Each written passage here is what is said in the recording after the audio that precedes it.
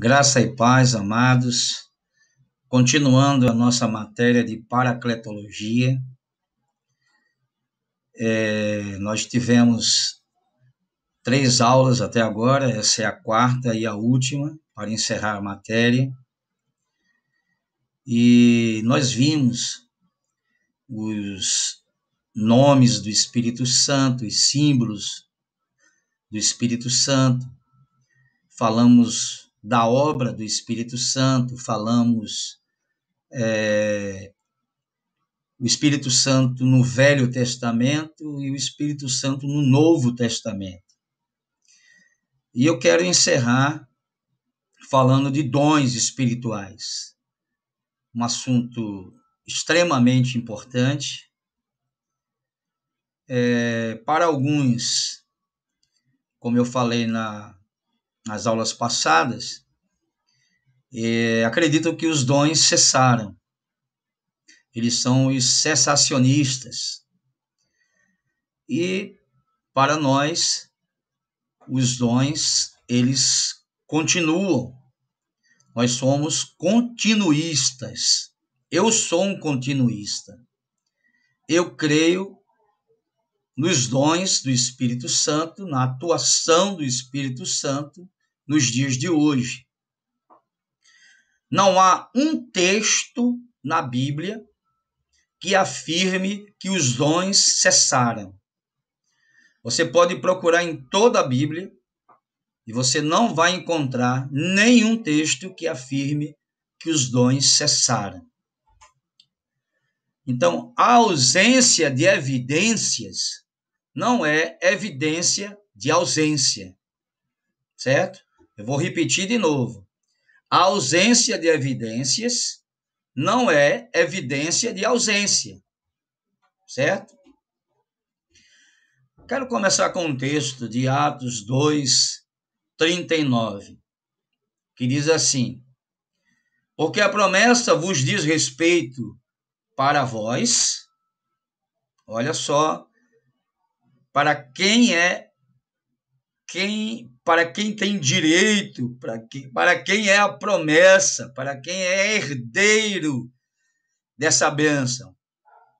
Atos 2:39 esclarece: porque a promessa vos diz respeito a vós, a vossos filhos e a todos os que estão longe, a tantos quantos Deus, nosso Senhor, chamar.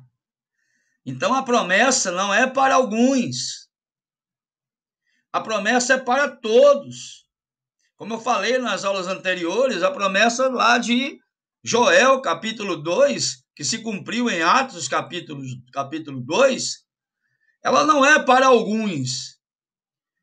Aqui em Atos 2:39 diz que ela é para vós, vossos filhos, para aqueles que estão longe e para todos quantos Deus, nosso Senhor, chamar. A promessa é para todos, certo?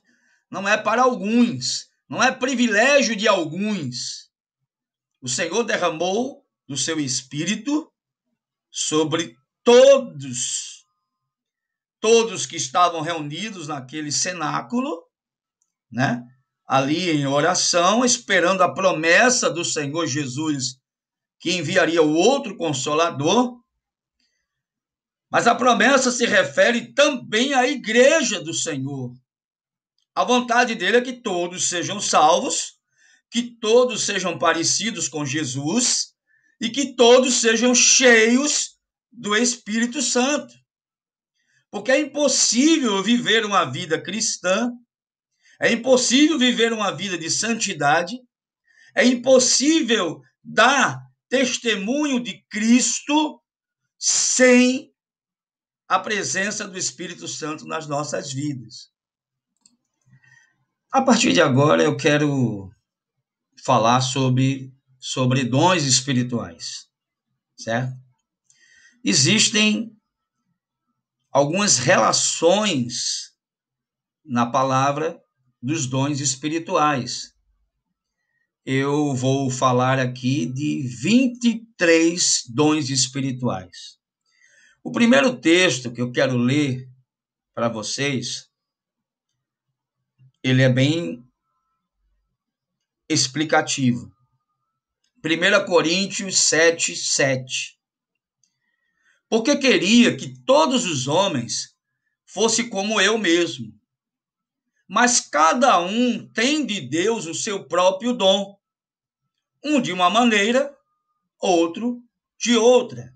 Então, Deus dá a cada um conforme a medida da fé, conforme a vontade dele. Todos têm, no mínimo, um dom, certo?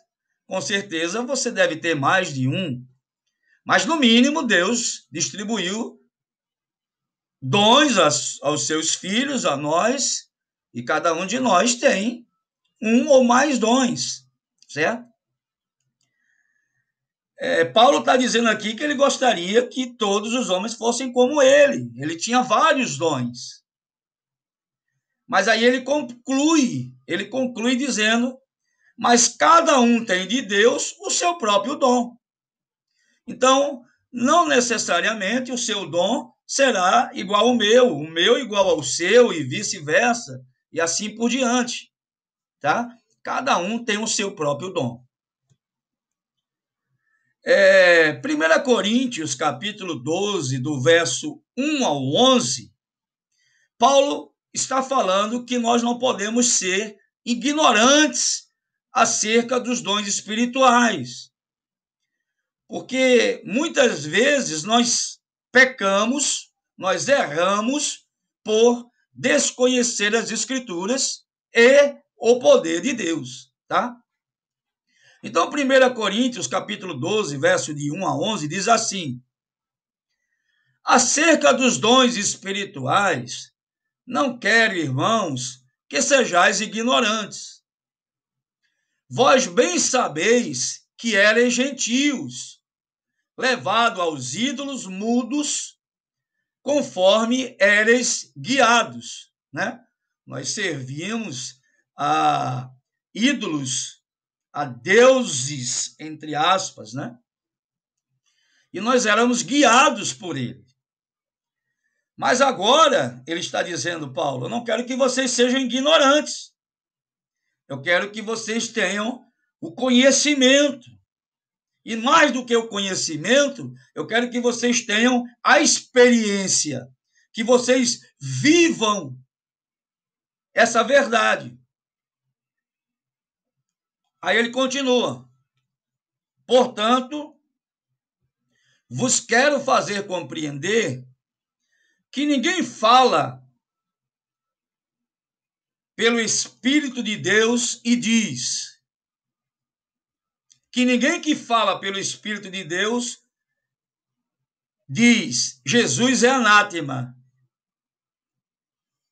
Então, se alguém diz que Jesus é anátema, este não está falando pelo Espírito de Deus. Porque quem fala pelo Espírito de Deus não pode dizer, né, que Jesus é anátema.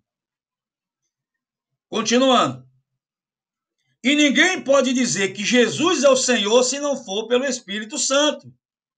Então, nenhum ser humano pode afirmar que Jesus é o Senhor se não for pelo Espírito Santo.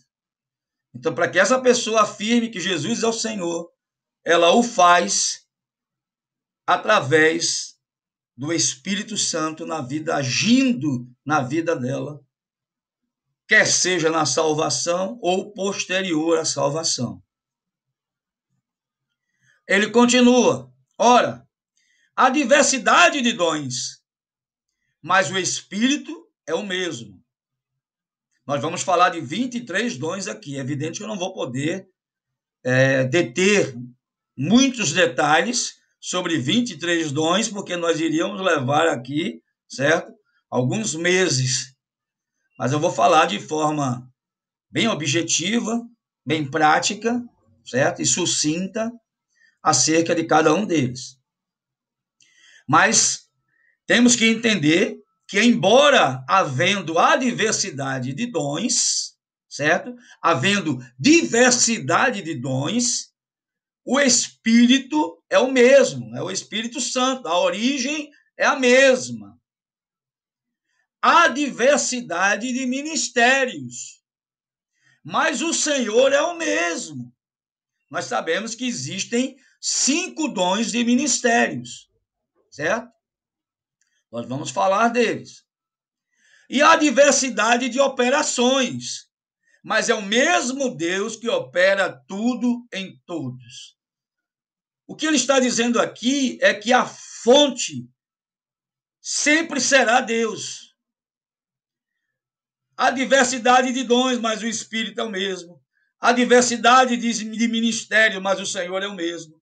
Há diversidade de operações, mas é o mesmo Deus que opera tudo em todos. A origem de todos os dons e ministérios está em Deus. Ok? E aí ele começa a fazer uma relação, a primeira relação de dons espirituais. Mas a manifestação do Espírito é dada a cada um para o que for útil. Porque a um, pelo Espírito, é dada a palavra da sabedoria. E a outro, pelo mesmo Espírito, a palavra da ciência. Já vimos aqui 2 dons, palavra de sabedoria e palavra da ciência. E a outro, pelo mesmo Espírito, a fé, terceiro dom. E a outro, pelo mesmo Espírito, os dons de curar, quarto. E a outro, operações de maravilhas. E a outro, profecia. E a outro, dom de discernir os espíritos. E a outro, a variedade de línguas. E a outro, a interpretação das línguas. Mas um só é o mesmo Espírito que opera todas estas coisas, repartindo particularmente a cada um como quer. Então, ele distribui, ele reparte a cada um os dons como ele quer.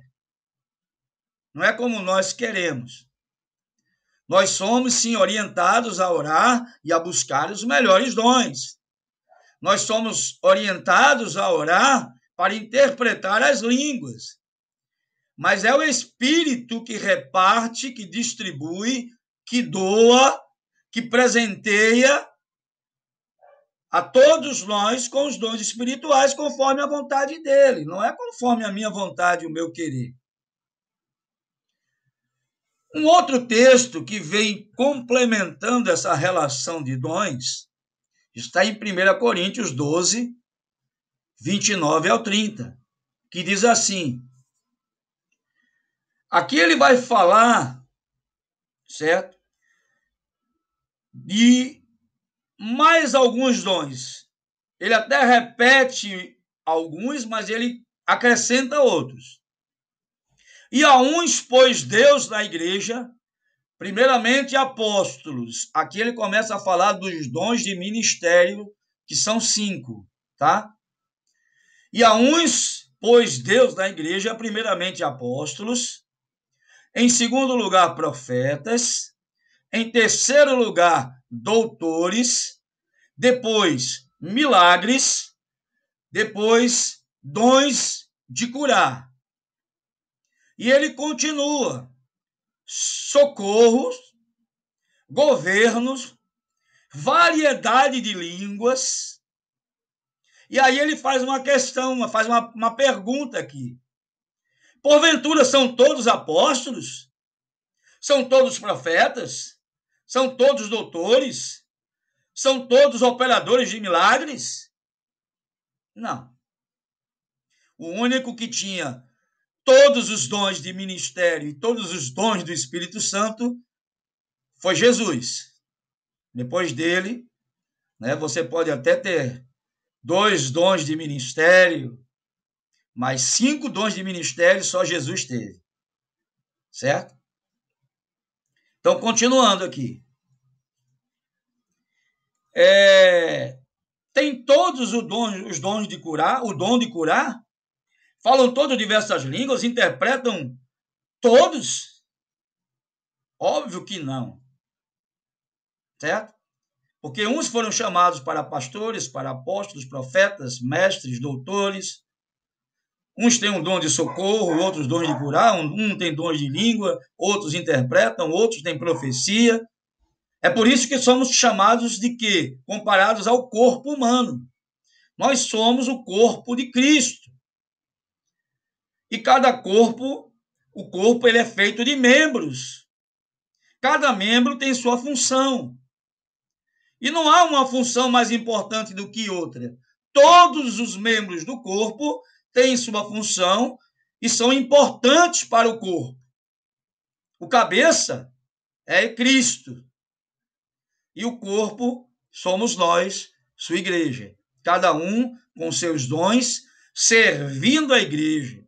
Certo? E aí ele faz, né? Claro, aqui uma observação. Portanto, procurai com zelo os melhores dons, e eu vos mostrarei um caminho mais excelente. Ele nos incentiva a buscar os melhores dons, certo?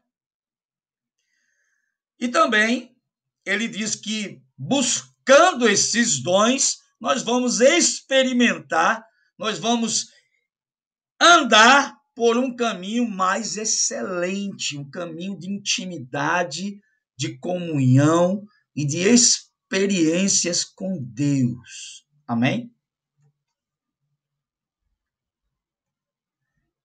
Uma outra relação está aqui em Romanos capítulo 12, verso de 3 a 8, que eu quero ler com vocês. Porque pela graça que me é dada, digo a cada um dentre vós que não pense de si mesmo além do que convém. Antes, pense com moderação, conforme a medida da fé que Deus repartiu a cada um. Então, Deus repartiu a cada um de nós uma medida da fé. Nós vamos ver mais na frente, quando eu falar sobre o dom da fé. Esse dom não é aquela fé para a salvação, aquela fé para você crer, para você nascer de novo, se arrepender, nascer de novo, aceitar a Cristo. Aquela fé ela é produzida pelo ouvir e ouvir da palavra. E é uma fé que crê para a salvação. Aqui está falando do dom da fé, que Deus reparte a cada um conforme a vontade dele, na medida que ele quer. Então, a um ele dá uma medida, a outro ele dá uma medida, a outro ele dá outra medida, certo? De fé. E ele continua. Porque assim como em um corpo temos muitos membros, olha aí a analogia com o corpo humano, e nem todos os membros têm a mesma operação. Assim nós, que somos muitos, somos um só corpo em Cristo, mas individualmente somos membros uns dos outros. Então, nós dependemos uns dos outros. Os olhos dependem da boca, a boca depende do ouvido, o ouvido depende das mãos, as mãos dependem dos pés, os pés dependem das pernas, e assim por diante. Nós somos membros de um corpo e um depende do outro, ninguém é mais importante do que o outro. E se um desses membros não funcionar, vai desajustar todo o corpo. E às vezes até paralisar o corpo, dependendo do membro. Certo? Então vamos continuar aqui a leitura. De modo que, tendo diferentes dons, segundo a graça que nos é dada. Se é profecia, seja ela segundo a medida da fé. Porque, amados, tudo no reino espiritual é por fé. É tudo por fé. Ou você crê ou não crê. Se você crê, você vai experimentar. Se você não crê, você não vai experimentar. Tá bom? Então vamos lá. Se é profecia, seja ela segundo a medida da fé. Se é ministério, seja em ministrar. Se é ensinar, haja dedicação ao ensino. Ou o que exorta, use esse dom em exortar. O que reparte, aqui são dons, hein? O que reparte, faça-o com liberalidade. O que preside, com cuidado. O que exercita a misericórdia, com alegria. Então já apareceram novos dons aqui, ó. O dom de misericórdia, certo?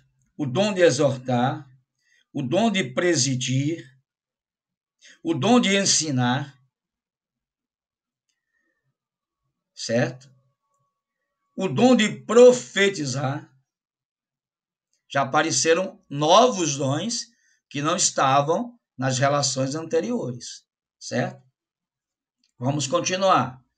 Mais duas relaçõezinhas aqui. Efésios 4, 7 e 8 diz assim: mas a graça foi dada a cada um de nós segundo a medida do dom de Cristo.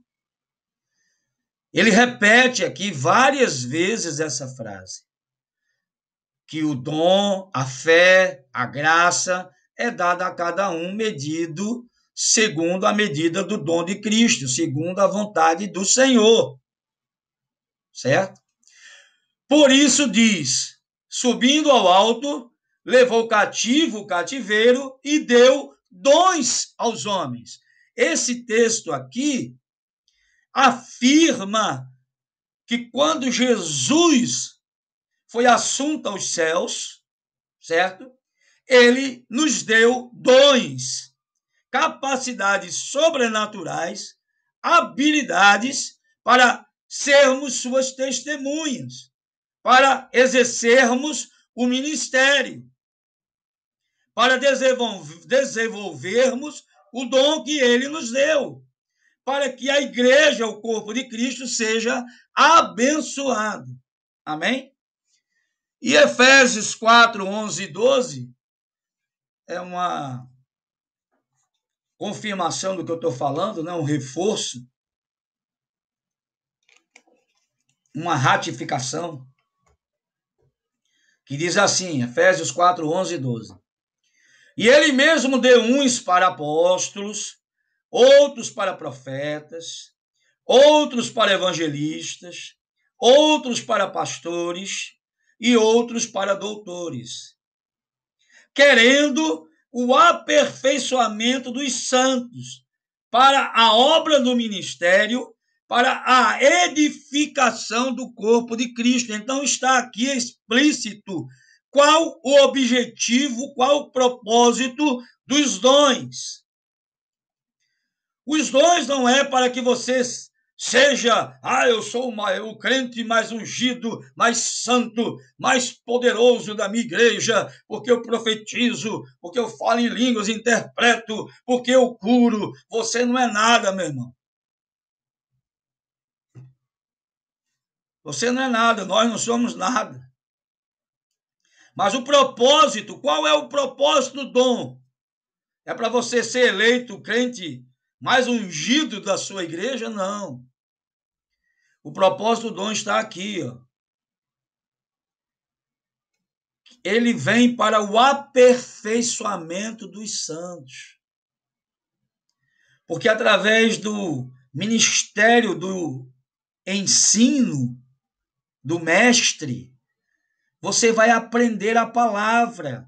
O mestre ele tem uma habilidade sobrenatural de passar, de transmitir as Escrituras de forma que você entenda, de que você aprenda. O pastor, ele vai cuidar de você, ele vai lembrar a você a palavra, ele vai te aconselhar, ele vai te orientar. Portanto, os dons, eles estão à nossa disposição para o aperfeiçoamento dos santos, para a obra do ministério, para a edificação do corpo de Cristo. Quem é o corpo de Cristo? A igreja. Então, eles estão à nossa disposição para que a igreja seja edificada. Porque quando você exerce o seu dom, a igreja é abençoada, a igreja é edificada. Se eu sou um evangelista, quando eu ministro a palavra, multidões se convertem. E assim é acrescentado vidas às igrejas. O inferno é saqueado e os céus são povoados. Os dons servem para isso, para a edificação dos santos, para a obra do ministério e para a edificação do corpo de Cristo, que é a igreja. Amém? Amém? Eu vou dar um pouco mais de ênfase ao menor de todos os dons, o dom de língua.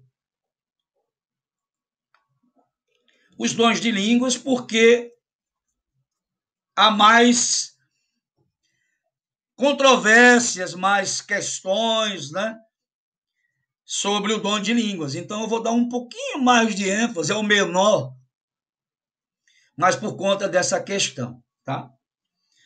Antes, eu quero fazer algumas observações. Primeiro, nós, do Instituto Bíblico Atos, da Comunidade Cristã Atos, nós não cremos que todas as pessoas vão receber os dons de línguas. Nem todos vão receber. Porque o texto mesmo que eu acabei de ler para vocês, ele mesmo declara: serão todos profetas? Falarão todos em novas línguas? Interpretarão todos? Não. Porque Deus distribui a cada um como quer. Então, nem todos falarão em línguas. Certo? Primeiro ponto. Não cremos que a única evidência de ser cheio do Espírito Santo seja o falar em outras línguas. Não cremos. A evidência que você é cheio do Espírito Santo é Gálatas 5:22. O fruto do Espírito. Certo? E a maior de todas as evidências é o amor, que é o maior de todos os dons. Ok? Terceiro, cremos que todos que se arrependem e nascem de novo recebem o batismo com o Espírito Santo no novo nascimento. Cremos como uma única experiência. Tá bom? Quarta observação. Também cremos em um relacionamento com a pessoa do Espírito Santo, no qual somos a cada dia cheios do Espírito Santo, capacitados a sermos testemunhas de Cristo Jesus.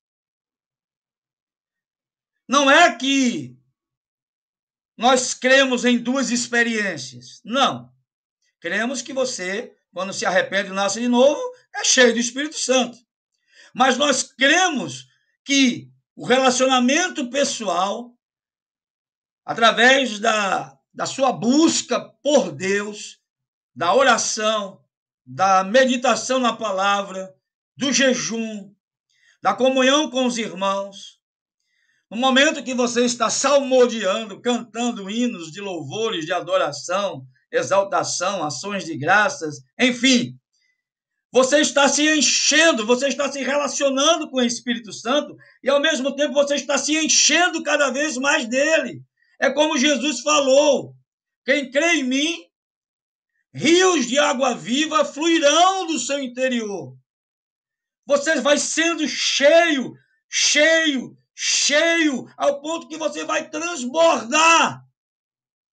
E quando você transborda, os dons que o Senhor te deu começam a fluir e abençoar todos que estão ao seu redor. É dessa forma que nós cremos, tá bom? Tinha que fazer essas observações para que nós pudéssemos continuar, né, falando sobre paracletologia, certo? Para que vocês saibam o que nós cremos.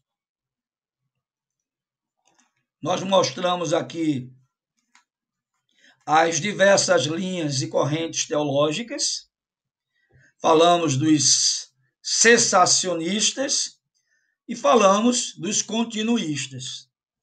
Então, todos já sabem, certo? E a única que, infelizmente, traz heresias em sua visão são, se não a maioria,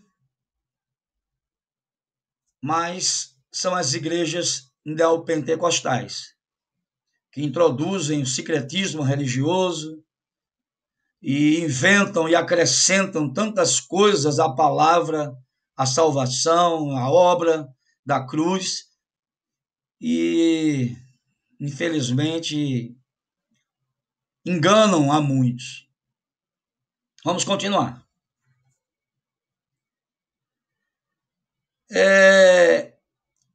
Eu não creio, e aqui eu acho muito importante, eu quero que você observe bem, eu não creio só no dom de línguas idiomáticos, embora eu já tenha visto uma vez, eu falei isso a vocês nas aulas passadas. Eu estava num culto, onde uma pessoa que nunca falou inglês começou a falar inglês. E havia um americano casado com uma brasileira, e ele traduziu o que aquela pessoa estava falando em inglês. Mas eu não creio que a Bíblia aqui, embora no Pentecostes tenham sido línguas idiomáticas, eu não creio apenas no dom de línguas idiomáticas. E eu vou explicar por quê. Porque existe o dom de interpretar. Se fosse somente o dom de línguas idiomáticas, não precisava de intérprete. Precisava de um tradutor, mas não intérprete. Assim, toda pessoa que fosse poliglota seria cheia do Espírito Santo e cheia do, né?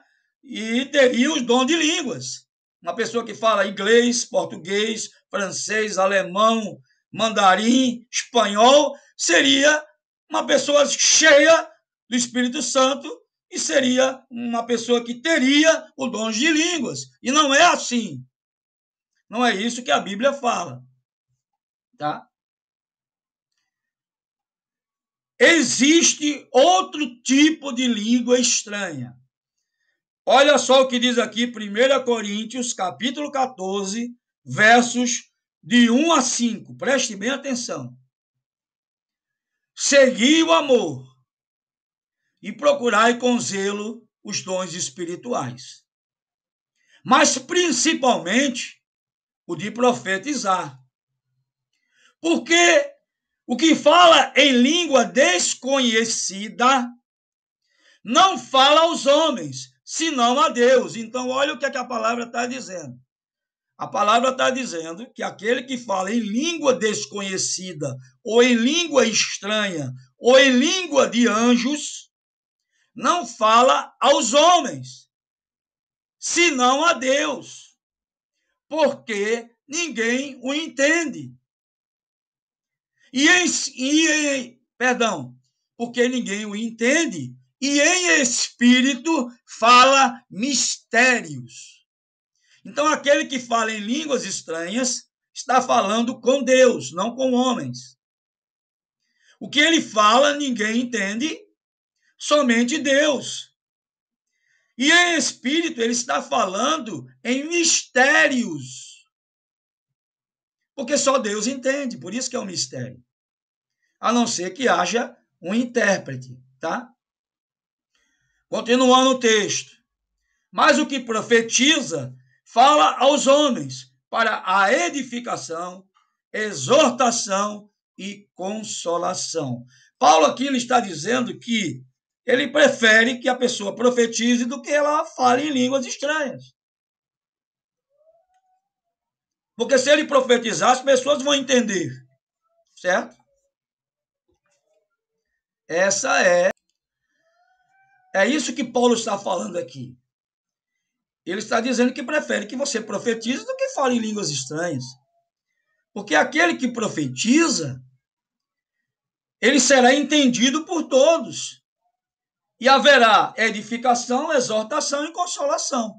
E o que fala em línguas, fala em mistério, fala com Deus e fala coisas em mistérios, fala palavras que as pessoas não vão entender. Certo? O que fala em língua desconhecida edifica-se a si mesmo, mas o que profetiza edifica a igreja. Ele finaliza dessa forma. O dom de línguas, embora todos queiram ter, né? Alguns afirmam que só quem é batizado, só é batizado com o Espírito Santo quem fala em línguas.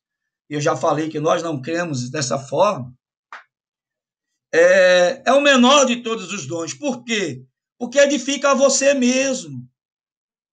Não edifica ao outro, à igreja, ao seu irmão, a não ser que haja interpretação. Aí ele se equipara ao dom de profecia. E aí Paulo ainda continua. Eu quero que todos vós faleis em línguas, mas muito mais que profetizeis. Porque o que profetiza é maior do que o que fala em línguas, a não ser que também interprete para que a igreja receba edificação. Ele está fazendo uma comparação entre o dom de profecia e o dom de línguas, e mostrando que o dom de profecias é maior e mais importante, porque quando exercido ele edifica a igreja, e o de línguas só edifica a própria pessoa, aquela que está orando, a não ser que haja interpretação. É isso que ele está falando aqui. Então, por conta desse texto, dá para entender claramente, explicitamente, que ele não está falando de línguas idiomáticas, mas de uma língua estranha, de uma língua sobrenatural, de uma língua, como alguns falam, língua dos anjos, né? De uma língua que não é compreensível ao homem, porque o homem, quando ele fala em línguas, ele fala em mistérios e fala com Deus. Bom, de acordo com os textos que nós lemos, 1 Coríntios 12, de 8 a 10, 1 Coríntios 12, 28, 29, Romanos 12, verso 3 e 8, Efésios 4, 11, 1 Coríntios 7, 7, eu relacionei 23 dons. Existem mais, tá? Mas eu não posso falar de todos, porque o tempo não vai ser suficiente. Certo? E nós temos que encerrar esse assunto. Eu já vou deixar a prova junto com o link da aula. E no sábado que vem, certo? Vou até ver aqui a data. Sábado vai ser dia 9, tá? Sábado, às 8 horas da noite, eu vou mandar o link da sala de aula, só para tirar dúvida de paracletologia de batalha espiritual. Quem puder e quiser, entra nesse horário para tirar as dúvidas, tá bom? Mas eu já vou enviar a aula de paracletologia e vou enviar a aula de batalha espiritual e vou enviar as duas provas. Cada uma, você vai ter uma semana, 7 dias para responder, pode consultar, tá bom? Valendo de 0 a 10, claro, né? Então, vamos lá. De acordo com esses textos, eu vou falar de uma relação de 23 dons, certo? De uma forma superficial, Eu dei mais ênfase ao dom de língua porque é o que tem, né, mais correntes teológicas que divergem acerca dele, da existência ou não. Os dons eu vou falando, certo, à medida que nós fomos aqui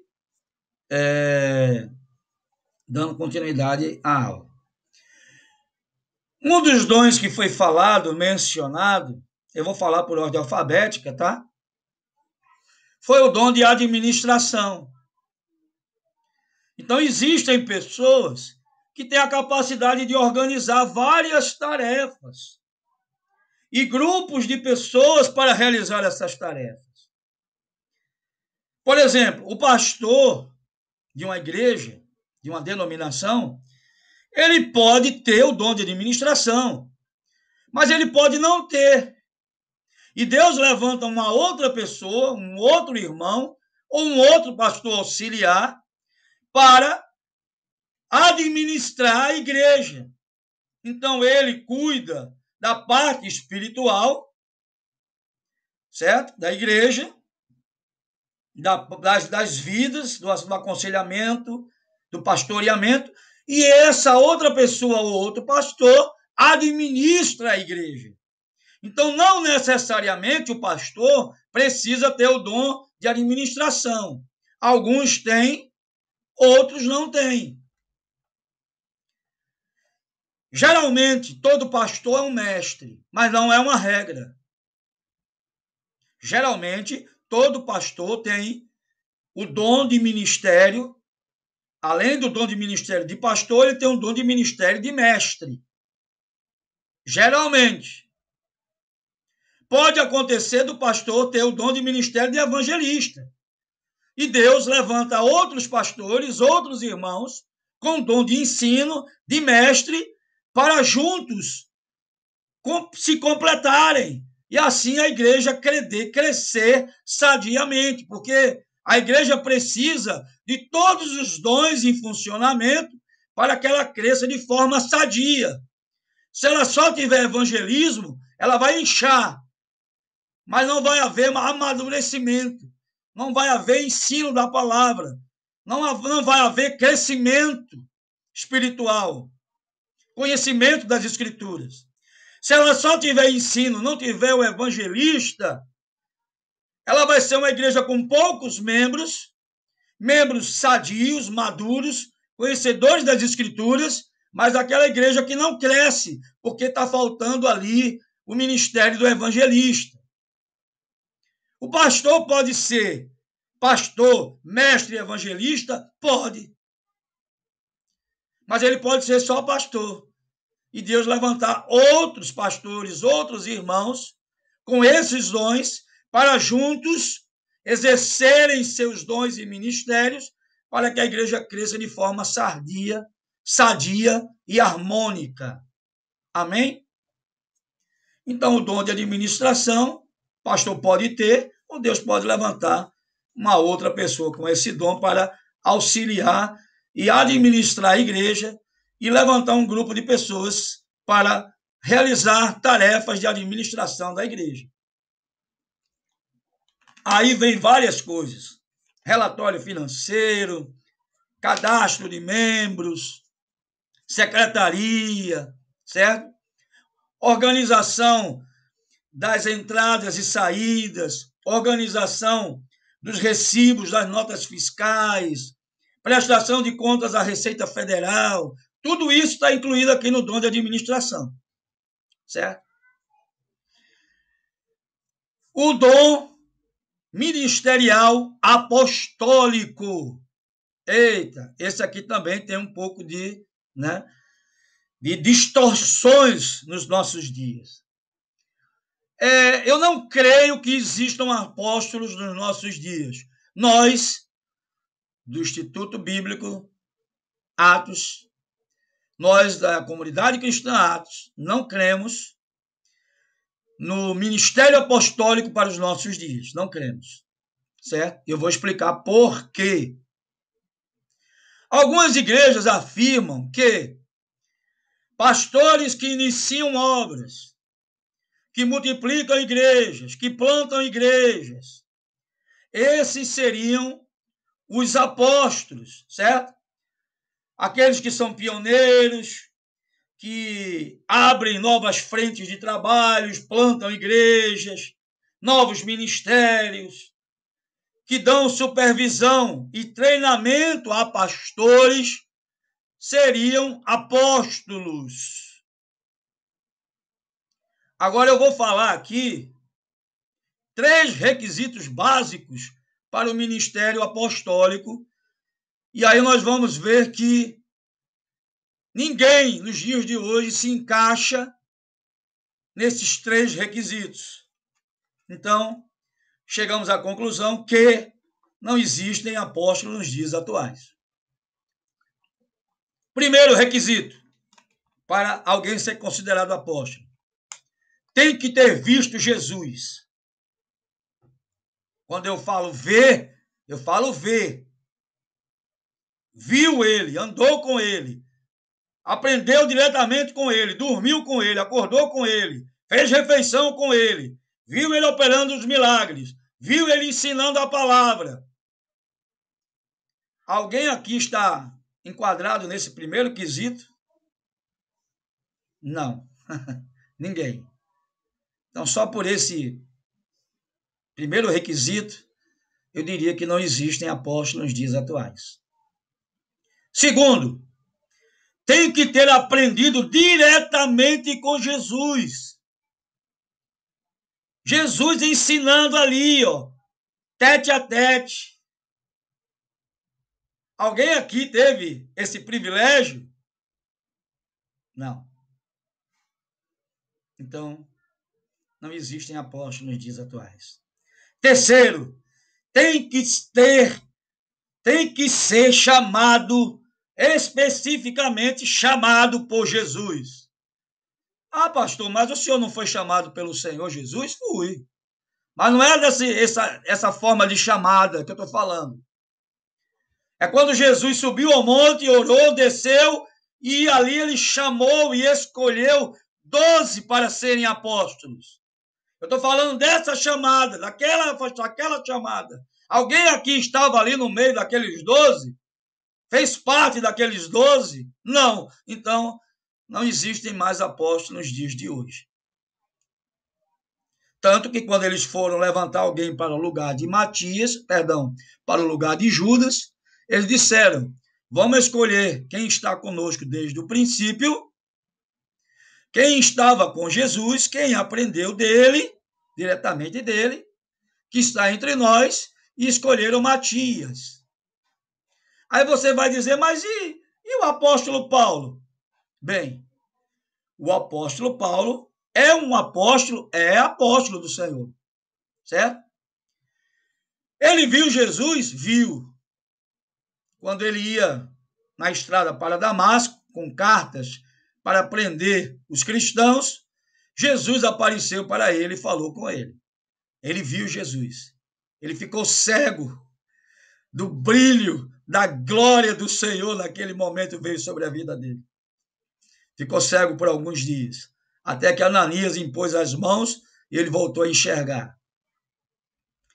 Ele passou 3 anos na Arábia, aprendendo diretamente com Jesus. Jesus ensinando a ele, embora ele fosse doutor da lei, judeu, criado aos pés de Gamaliel, mas ele precisava aprender de Jesus as boas novas, não apenas a letra, a Torá, mas as boas novas de Jesus, certo? E Jesus o chamou para ser uma testemunha dele. Então, o apóstolo Paulo, sim, era um dos apóstolos, foi um dos apóstolos de Jesus. Depois dele, nenhum outro homem pode mais ser considerado apóstolo do Senhor Jesus Cristo. Certo? Então, o fato de você plantar igrejas, abrir ministérios, de você supervisionar pastores, treinar pastores, não faz de você um apóstolo. Pode fazer de você um pastor de pastores, mas não apóstolo. O dom do artesanato, que é a capacidade de planejar, construir, trabalhar com as mãos em ambiente de construção para realizar múltiplas aplicações ministeriais. Isso é um dom, certo?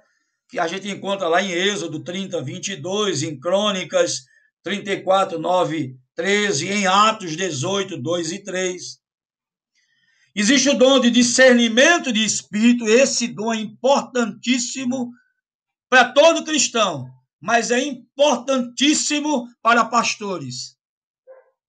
Porque o dom de discernimento de espírito, ele vai nos dar o entendimento se aquilo que aquela pessoa está falando é heresia ou não, está na palavra ou não, se aquilo é uma verdade ou se aquilo é uma mentira, se aquele espírito que está falando é de Deus ou não é de Deus.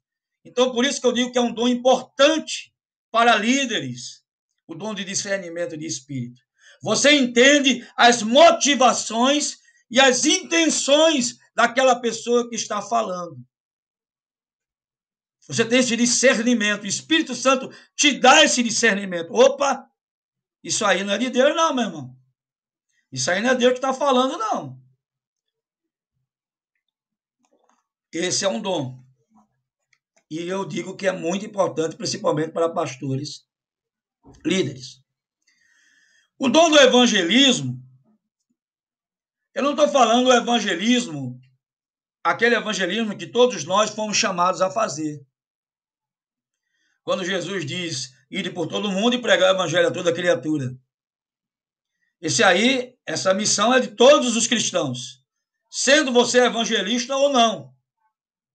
Mas esse dom de evangelismo, que é um dom de ministério, é aquele que tem uma capacidade sobrenatural para pregar para multidões e multidões aceitarem a Jesus. Um dos exemplos, né, que eu poderia citar agora, o reverendo Billy Graham, que pregava para estádios lotados e milhares de pessoas aceitavam a Cristo.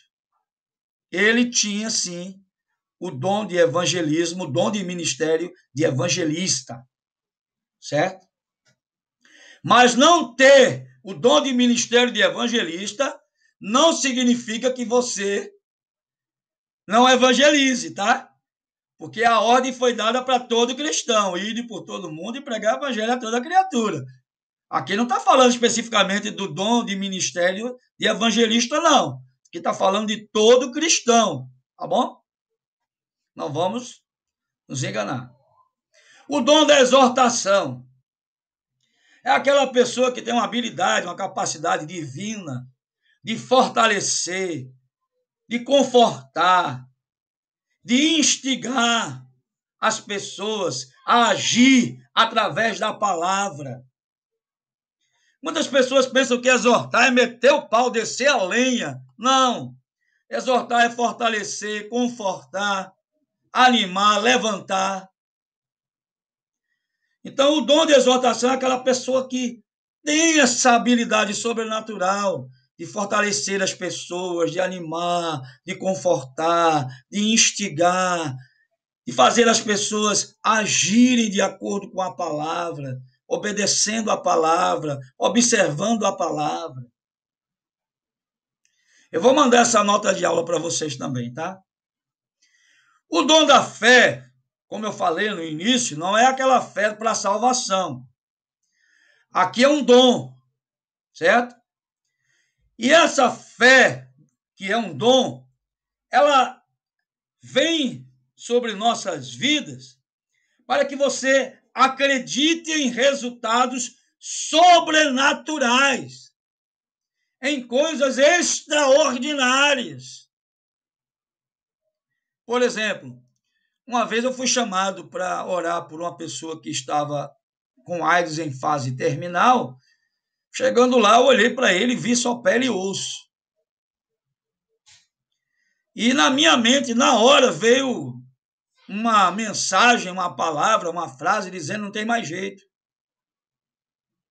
eu, na hora, discerni que aquilo não vinha de Deus, eu repreendi ali. E o Senhor me deu uma fé naquele momento para acreditar que Deus poderia curá-lo. Primeiro eu levei ele a Cristo, preguei o evangelho e aceitou a Jesus. Depois eu orei por ele. E para a glória de Deus, porque eu não tenho dom nem poder, o dom é dele, ele dá a quem quer e usa quando quer e como quer e se quiser. Eu não tenho poder para curar. Para a glória dele, essa pessoa foi curada até hoje, são quase 30 anos, certo? Ela está, infelizmente, ela não continua com Jesus, não está servindo ao Senhor, mas está viva, está, né, normal, vive normal, não tem mais nada, está curada. Existe o dom de contribuir, tem pessoas que amam contribuir. Eu conheci um irmão que ele disse, olha, o meu dom é contribuir. Eu gosto de fazer isso. Eu gosto de ajudar as pessoas. Perdão. Eu gosto de ajudar a igreja nos diversos desafios que ela enfrenta. Então, é um dom. É um dom, é uma capacidade, é uma habilidade que Deus dá de você enxergar a necessidade, seja da pessoa, do seu irmão, de uma pessoa ou da sua denominação, e sentir o maior prazer em ajudar aquela pessoa ou a sua denominação. É um dom, né? Nem todos têm esse dom. Existe o dom de cura. E aqui eu quero fazer só uma diferenciação aqui, fazer uma diferença, um paralelo aqui. O dom de cura não é o mesmo dom de milagres, de maravilhas, tá? O dom de maravilha é um, o dom de cura é outro. Eu vou dar um exemplo. Uma pessoa que não anda ou não enxerga, você cura, você ora, e Deus cura e a pessoa passa a andar e passa a enxergar. Ali é a manifestação do dom de cura. A pessoa está com a doença, câncer, AIDS, ou seja qual for. E aí você ora, o Senhor cura a pessoa, ali é a manifestação do dom de cura. Agora, a pessoa nasceu sem um olho. A pessoa não tem útero, como eu já vi vários casos, inclusive uma pessoa que eu orei. A pessoa nasceu sem um membro. Você ora e a pessoa, na hora, o membro cresce. Ela que não tinha útero, engravida e tem um filho, não tinha útero. Certo? A pessoa que não tinha olho, de repente o olho salta ali, nasce. Esse dom é dom de maravilha. Tá? Eu já orei por uma pessoa que não tinha útero e essa pessoa engravidou e teve um filho. Então são dons de maravilhas. Existe o dom de cura e o dom de maravilha, tá? O dom de cura, aqui, ele pode ser aplicado tanto para cura física, mental, como espiritual, certo? Pode ser usado corpo, alma e espírito. Pode ser uma doença física, pode ser uma doença mental e pode ser uma doença espiritual. Tá certo? O dom de socorro, poucas pessoas falam dele, mas ele é tão importante. É aquela pessoa que tem capacidade. Ela consegue, através de uma empatia, se colocar no lugar de outra pessoa, sentindo a dor da pessoa.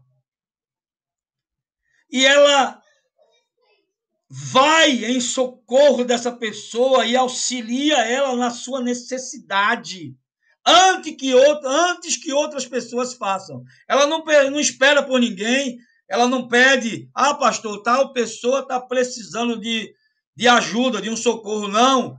Ela sabe, Deus mostra a ela, ela enxerga e ela vai lá. E ela faz o que ela pode e faz o melhor. O dom de socorrer as pessoas. Um dom tão importante, mas tão pouco conhecido, tão pouco exercido, tão pouco buscado, tão pouco vivido, né? Hospitalidade também é um dom, tá?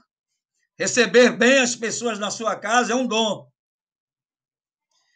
Criar ambientes calorosos, acolhedores, né, para outras pessoas na sua casa ou na casa de outras pessoas, receber as pessoas bem. Isso é um dom, é o dom da hospitalidade. Eu aprendi isso desde que me converti. Olha, quando você receber um irmão, dê o melhor para ele. Então, o que é que a gente fazia? A gente separava qual que você tem de melhor. É o seu quarto. Então, você organiza, limpa a casa, deixa a casa toda organizada, cheirosa, receba a pessoa com amor, com carinho. Ela vai ficar hospedada no seu quarto. Você vai dormir no quarto dos meninos, na sala, onde você for. Mas aquela pessoa você vai dar o melhor que você pode. Isso é o dom, né? Todo mundo que tem. Tem pessoas que não gostam de receber pessoas nas suas casas. Isso é o dom da hospitalidade. E a palavra diz que muitos, sem saberem, hospedaram anjos. Um exemplo é Abraão, né? E tem outros nos nossos dias também, tá? Intercessão é um dom. Tem pessoas que têm o dom de interceder. Então, quando elas oram, elas têm um tempo de adoração, de louvor, de exaltação, de gratidão, de ação de graças. E ela tem um tempo de intercessão, onde ela intercede pelas autoridades, pela nação, pela sua nação, por outras nações, por pastores, por missionários, por irmãos, pela sua família e por causas específicas, por pessoas específicas. São pessoas que têm o dom de interceder, de se colocar na brecha por alguém, no lugar de alguém, sentir a dor do outro e interceder por essa pessoa, se colocar na brecha entre a pessoa e Deus. Isso é um dom, tá? Palavra do conhecimento. Trazer a verdade a uma situação por revelação sobrenatural. Frequentemente acompanhado por uma palavra de Deus. Quando Deus nos dá essa revelação sobrenatural sobre uma situação específica, ele nos dá uma palavra acompanhando para que a gente possa transmitir a essa pessoa, certo? Um dos exemplos, né? Existem vários exemplos, não tem condições de falar de muitos aqui, já estamos com 1h03 de aula. Jesus usou muito, né, em seu ministério a palavra do conhecimento, a palavra da sabedoria. Esses são dons de revelação, tá? Por exemplo, quando Jesus chama um dos seus discípulos, ele disse: olha, quando tu estava sentado debaixo de uma árvore, aí o discípulo, meu Deus e meu Senhor. Aí ele disse: só porque eu disse que você estava sentado abaixo de uma árvore, você vai ver coisas maiores do que isso. Então aqui é a palavra do conhecimento, é um dom de revelação. Certo? Quando Saul estava escondido na bagagem, ali foi a palavra do conhecimento em manifestação. Onde é que está Saul? Está escondido ali, ó, na bagagem. E tem muitos outros exemplos, eu coloquei alguns aqui. Atos 5, de 1 a 11, 1 Coríntios 12, 8, Colossenses 2, 2 e 3, são muitos, muitos, muitos. Existe o dom da liderança, certo? Que é a capacidade de influenciar outros, certo? Geralmente, todo líder, certo? Toda pessoa que está na liderança, ele tem um dom de liderança, ou deveria ter. Geralmente, quem tem um dom de liderar, ele tem essa capacidade de influenciar as pessoas e fazer com que as pessoas o sigam, tá bom?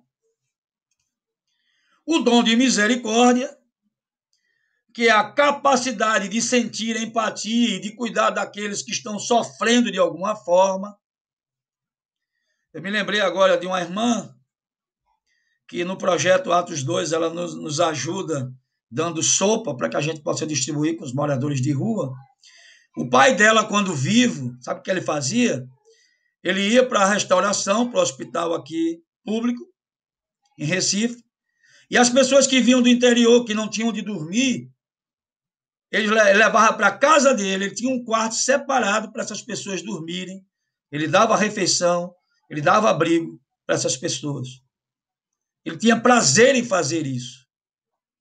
E muitas vezes ele abrigava o próprio enfermo e cuidava dele e só saía da casa dele quando essa pessoa estava totalmente curada.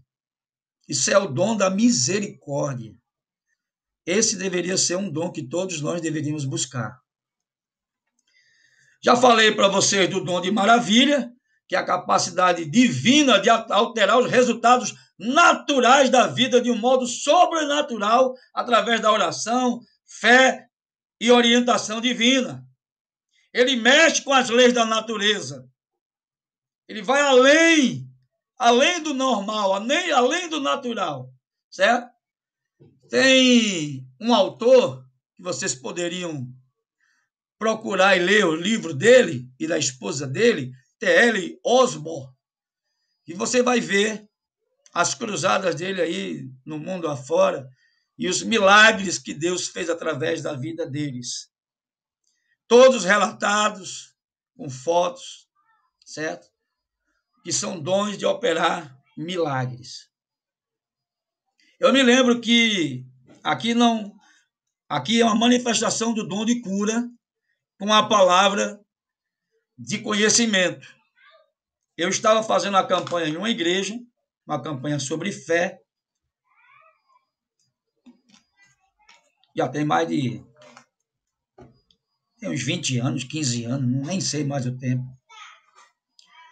E um dia antes, eu estava orando para ministrar. Na terça-feira eu estava orando, Deus me mostrou que uma irmã estava com um nódulo no seio e era maligno. Eu esqueci, continuei orando, me preparando. No dia seguinte, comecei a ministrar.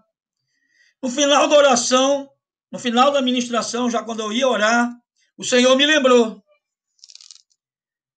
E você fica naquela, né? Será que é de Deus? Será que não é? Porque você não quer falar algo em nome de Deus que não seja Deus que está mandando. Aí é problema, né? Problema sério. E aí, em dado momento, eu disse, olha, tem uma pessoa aqui, uma irmã, que essa semana fez um exame e deu um nódulo, ou foram 2, não me lembro agora, no seio e é maligno.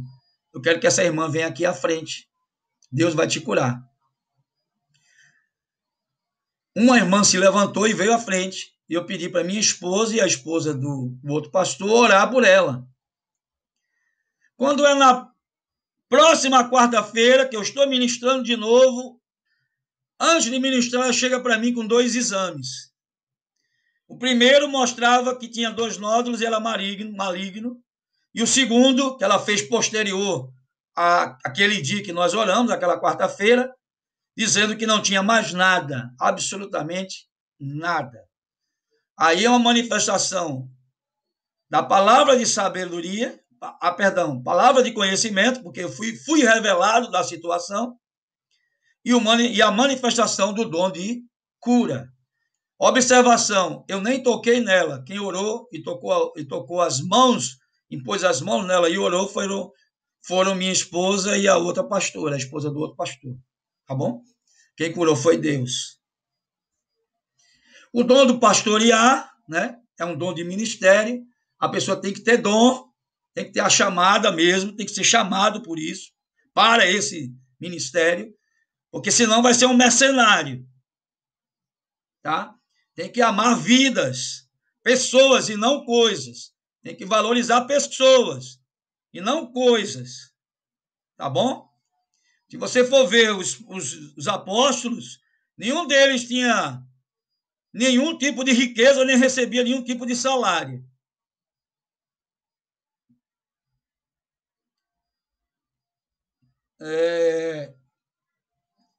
O pastor ele tem uma capacidade divina de cuidar das necessidades pessoais dos outros, nutrindo e aconselhando, pastoreando, cuidando, discipulando as pessoas. Certo? É um dom, é um chamado. A profecia, tá? Eu não vou me alongar muito, mas o dom de profecia, toda profecia tem que ter respaldo na palavra. Eu creio no dom de profecias.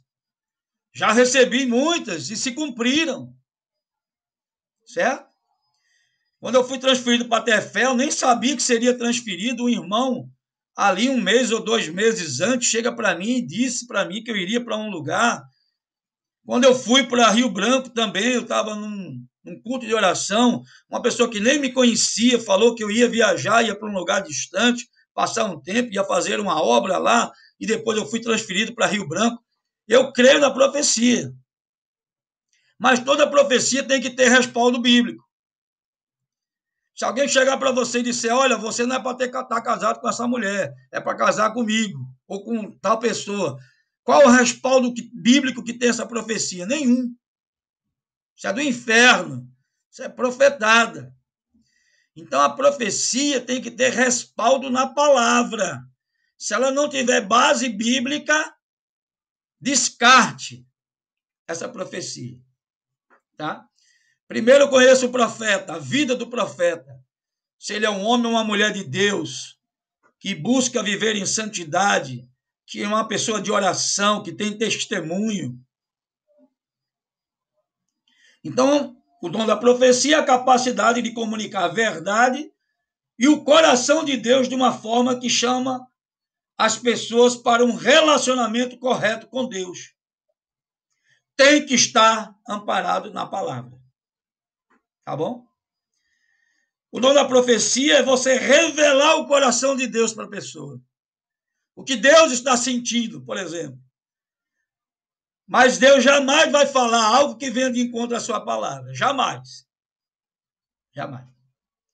O dom do serviço, que para mim todo cristão deveria ser servo. Pastor é servo. Mestre é servo. Evangelista é servo. Seja qual for o seu dom, você é servo. Tem até uma frase, né? Se você não vive para servir, você não serve para viver. Não é isso? Então, o dom do serviço é a capacidade de fazer pequenas ou grandes tarefas em trabalhar pelo bem geral do corpo de Cristo, da igreja. Certo? Ou seja, servir. Servir a Deus, servir a igreja. Eu, quando diácono, eu procurava chegar antes de todos, pegava as chaves da igreja, abria todas as grades, portas, janelas, ligava os ventiladores, passava um pano em todas as cadeiras para tirar as poeiras para os irmãos quando eram cadeiras de plástico, quando os irmãos se assentassem não se sujarem. Ia ver se tinha água no bebedouro, ia no banheiro ver se estava limpo, se não tivesse eu limpava, via se tinha papel higiênico, enfim. Eu amo servir até hoje, né? Eu amo servir e vou servir enquanto estiver vivo. O dom de línguas eu já falei, não preciso falar mais, já falei no início. A interpretação também já falei, tanto de línguas como de interpretação. A palavra de sabedoria é um dom, tá? Não é como a sabedoria humana que você adquire com estudo ou conhecimento, não é. É aquela sabedoria que você recebe e é manifesta em alguns momentos da sua vida. Certo? Não é uma sabedoria sua que você adquiriu através do estudo secular ou teológico, mas é algo que vem naquele momento para aquela situação. É como Jesus disse, quando você for falar, não se preocupe com o que você vai falar, porque naquele momento lhe será dadas as palavras. E depois você até se surpreende e diz assim, meu Deus, de onde foi que saíram essas palavras? De mim? Não foi. Só pode ter vindo do Senhor. Então, esse é o dom da palavra da sabedoria. Amém, queridos? Então, com isso, nós encerramos a nossa aula a nossa matéria paracletologia. Eu espero que todos tenham gostado. Assistam essa aula, porque eu vou já postar a aula junto com a prova e vocês terão 7 dias para responder a prova. Lembrando que sábado, agora, sábado próximo, dia 9, às 20 horas, eu estarei online pelo Team Link para tirar dúvidas da matéria paracletologia e da matéria batalha espiritual, que eu vou postar daqui a 1 hora, mais ou menos. Então, fiquem na paz e até a próxima aula. Deus abençoe.